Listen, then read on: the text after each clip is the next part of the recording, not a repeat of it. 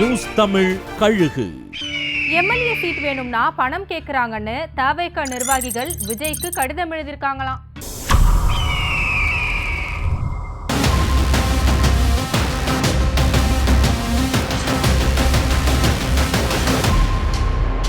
சட்டமன்ற தேர்தலுக்கு இன்னும் 10 மாத காலமே இருக்கிற நிலையில தென் மாவட்டங்கள்ல எம்எல்ஏ சீட்டுக்கான பேரத்தை பேச புஷி ஆனந்த் தரப்புக்கும் நிர்வாகிகளுக்குமான இடைத்தரகரா செயல்பட கட்சிக்கு புதுசா வந்த ஒருத்தர் செயல்படுறாராம்.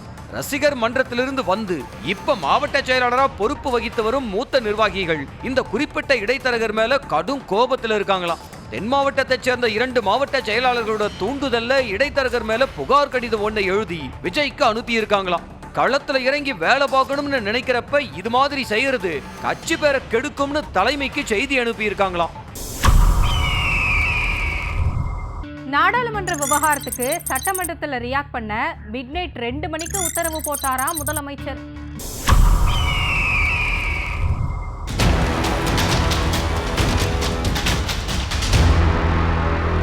நாடாளுமன்றத்துல வக்ஃப் சட்ட திருத்த மசோதா நிறைவேறியதை தொடர்ந்து அடுத்த நாள் காலையில சட்டமன்றத்துல தங்களோட எதிர்ப்பை பதிவு செய்யணும்னு முடிவு செஞ்ச முதலமைச்சர் ஸ்டாலின் அமைச்சர் ஏவா வேலுவை நள்ளிரவுல தொடர்பு கொண்டு காலையில நம்ம சட்டமன்ற உறுப்பினர்கள் எல்லாரும் கருப்பு ரிப்பன் அணிஞ்சு எதிர்ப்பை பதிவு செய்யணும், அதுக்கு ஏற்பாடு செய்யுங்கன்னு உத்தரவிட்டாராம். அமைச்சர் ஏவா வேலுவின் உதவியாளர்கள் அதிகாலையில எழுந்து கடற்கடையா அலைஞ்சு திரிஞ்சு கருப்பு ரிப்பன் வாங்கி கொடுக்க ஏவா வேலுவோட தீவிர ஆதரவாளரான சங்கம் கிரி மூலமா எல்லா சட்டமன்ற உறுப்பினர்களுக்கும் விநியோகிக்கப்பட்டிருக்கு. இவங்களை நம்பி வந்ததுக்கு என்ன மரியாதை கொடுக்கறாங்கன்னு வருத்தத்துல இருக்காங்களா எக்ஸ்எம்எல்ஏ.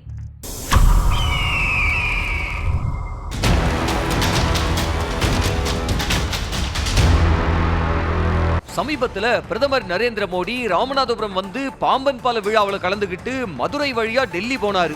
காங்கிரஸ் கட்சியில் இருந்த விஜயதாரணி தன்னுடைய எம்எல்ஏ பதவியை கூட பொருட்படுத்தாம ராஜினாமா செஞ்சுட்டு பாஜகவில் இணைஞ்சாங்க. ஆனா தனக்கு பிரதமர் மோடி கலந்து கொள்ளும் நிகழ்ச்சிக்கு அழைப்பு கொடுக்கலன்னு வருத்தத்துல இருக்காங்களாம்.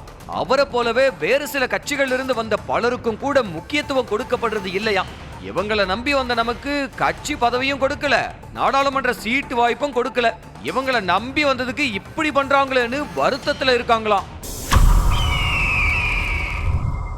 சமாதானப்படுத்த போனவரையே சமாதானப்படுத்த வேண்டிய சூழலுக்கு தள்ளிட்டாரா செங்கோட்டையன்.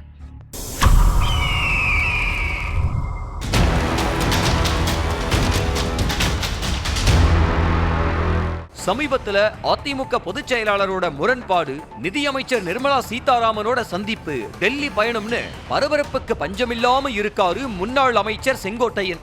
அதிமுக தரப்புல அவரை சமாதானப்படுத்த முன்னாள் அமைச்சர் அக்ரி கிருஷ்ணமூர்த்திய அனுப்பியிருக்காங்க.